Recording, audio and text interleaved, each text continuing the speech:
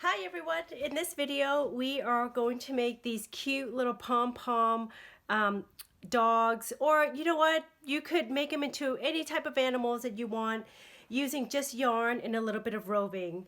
So this is a special request from a workshop that I had where we made these dogs using glass eyes and a plastic nose in case you don't have those pieces, which can be hard to get.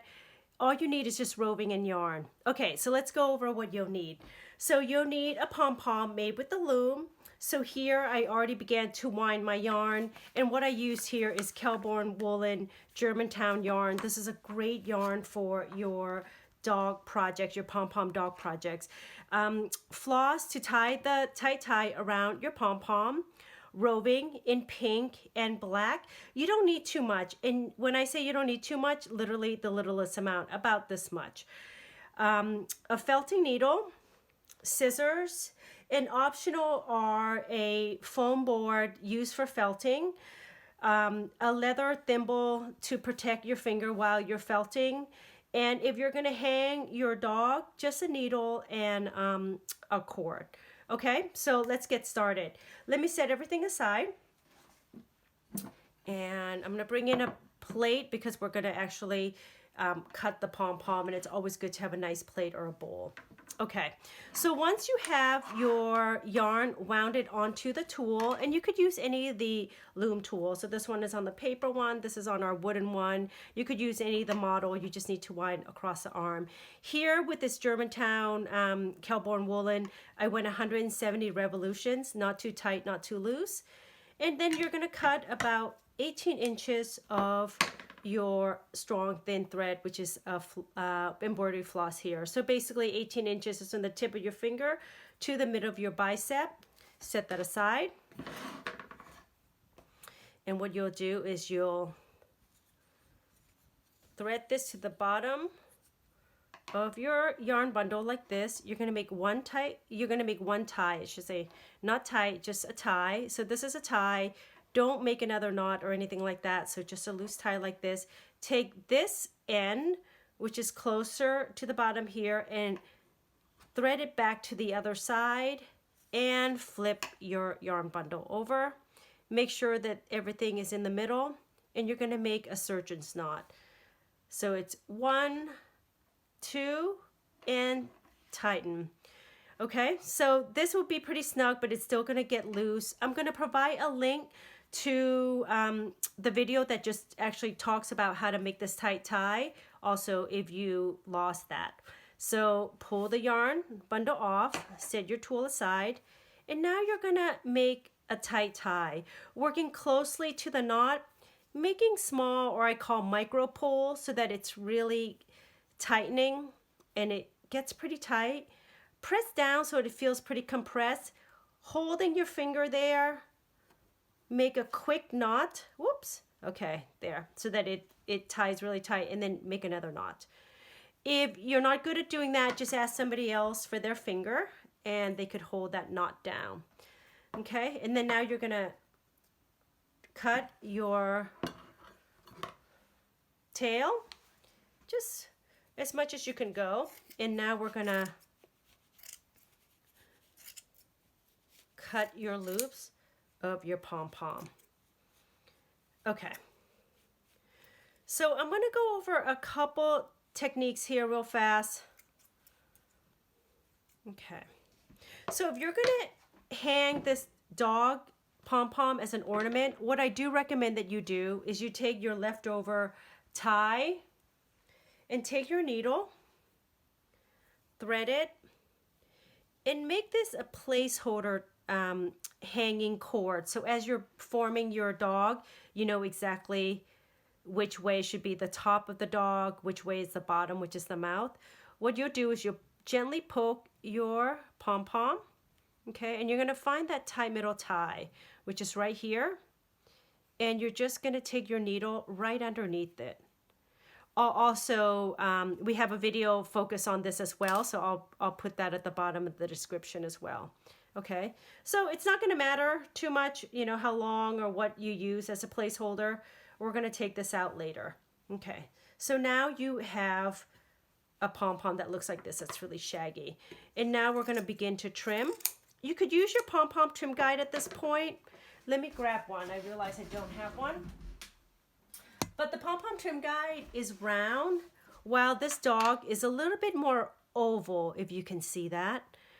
And you could use the guide too if you want, but you're not going to trim to the guide, okay? You're going to trim it so that it's oval. But this is good and handy as a reference. Okay. This is going to be what I call a loose trim rather than a tight orb trim. Okay. So what you want to do is you want to get a general shape, and we're pretty good. Okay. And now you're going to fluff the front. This is going to be the front of my dog. And you're just going to trim it down. Trim away the shag a little bit. Okay. See how I'm taking my scissors and just going like this? Flattening it a little bit. Okay. And now I'm just going to finish trimming so that it's neat. That's my dog in the background. And you could trim the back as well.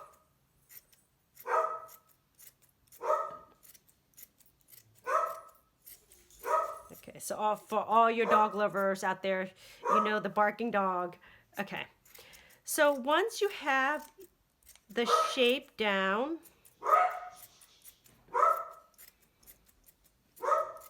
okay, there we go. So see how this looks looking pretty oval? My trimming is pretty much done. Let me just trim a couple more. Okay. And now what we're going to do, oh, it's still off. So let me trim this. I always recommend when you trim your pom-pom, just take a little off at a time first. If you're too aggressive, there's no way of bringing it back. So almost look at it like trimming your own hair. Okay, so I won't need this anymore. Now what we'll do is we'll bring in our roving. Okay, so the eyes would be here, the nose would be here, and then the tongue. If you're going to work on a foam, just bring in your foam. And if you're going to use your thimble, just put it on either your pointing finger or your thumb, depending on how you felt. And it's really nice because then when you end up poking yourself, you won't get hurt. I'm not going to use it because this is pretty minor felting. So first what I'm going to do is I'm going to felt the eye area. So what this does is it just helps flatten the areas of the eyes. Okay. And I'm just probably going to do about, I don't know, that maybe was probably about 10-15 pokes each. I don't need a ton of felting to be done there. And now I'm going to take my roving, my black roving. You're going to need a very small amount. So this is my tip for using roving, is that use a little first and you could always add on to it. Because once it's kind of felted into your piece, it's not going to be very easy to take it out. So use a little bit first. So I used a little bit and then I kind of rolled it so that it's kind of, you know, small like this. I'm going to place it, place it on where I want to put it. And then just poke, poke, poke, poke, poke. Okay. This is my preference, is that I like to actually just place it first, leave it there, do the other one, and then build on and refine as I go. Okay, I could already tell that was too much roving, so let me take this out. Okay, so let me put that there. Okay, there we go. So this is looking pretty good. This, I might end up adding a little bit more roving for both. So let me do that now. These eyes are looking pretty small. So I'm going to take a tiny bit. Again, ball it up. And then add. So you could use any other color of yarn, any color eyes that you want. This is a nice thing about this, is super flexible, and you could shape it and define the areas that you want. Okay, this is looking pretty good. So I'm going to use this as an example. I'm going to begin to now shape around the eyes to flatten the eye and give it a little bit more definition. And also so the eyeball can be seen a little bit easier. Okay, here we go.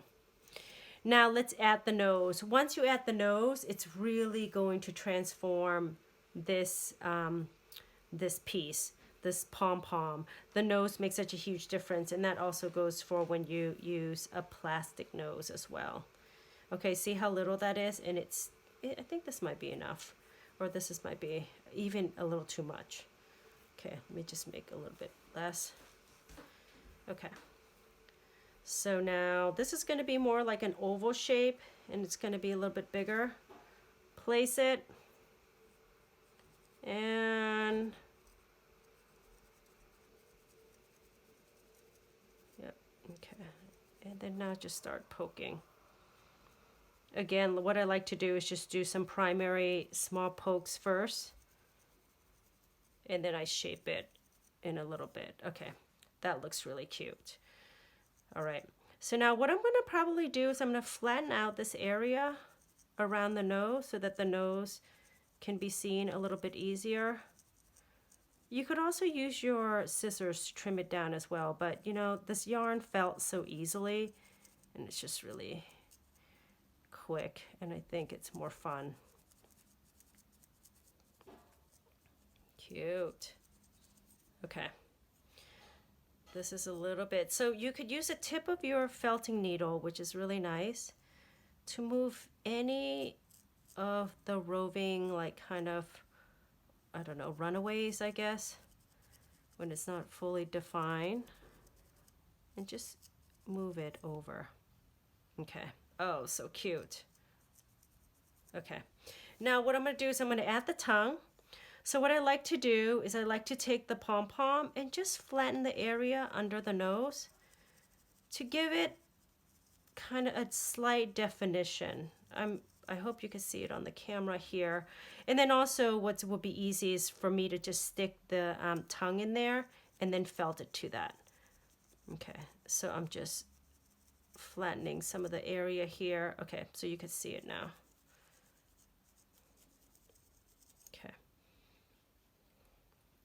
Okay, so to make the tongue is super easy. Again, the smallest amount of roving, I keep calling it felt. Okay, and just fold it so it's kind of like this shape. Okay, don't worry about it being a perfect tongue shape, because we're gonna just be able to move the roving and manipulate it into a tongue shape. So one thing to remember too is that when you are using this foam, when you are felting it, maybe after about 10 pokes, make sure you remove this and start over. Sometimes if you don't do that, and let's say you're poking it maybe 50 times or something like that, this wool would have gotten a little bit too embedded into the foam and might be harder for you to take out. Okay, take out like that. And then I usually like to do the other side as well, just to make it really, really fully felted in there together. Okay, so we now have a tongue. Okay, so what I was mentioning is that if you have some fuzz that you don't like, just use a tip of your needle, move the fuzz over, and just poke, poke, poke.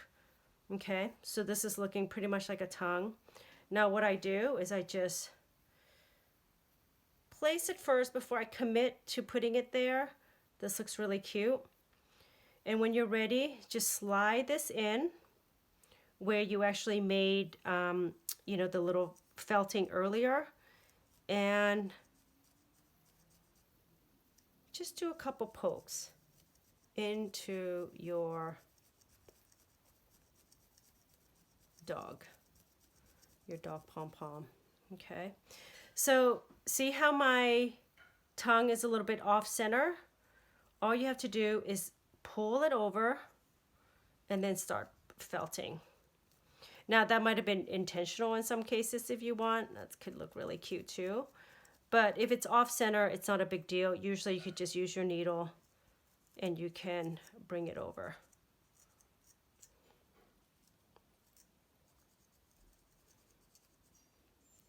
Okay, so now we have a pom-pom dog just using roving and yarn. Real quickly, so if you are going to make a put a cord in here, this is the time to do it. When you're done, you just slide this one off, and then you want to thread your proper tie.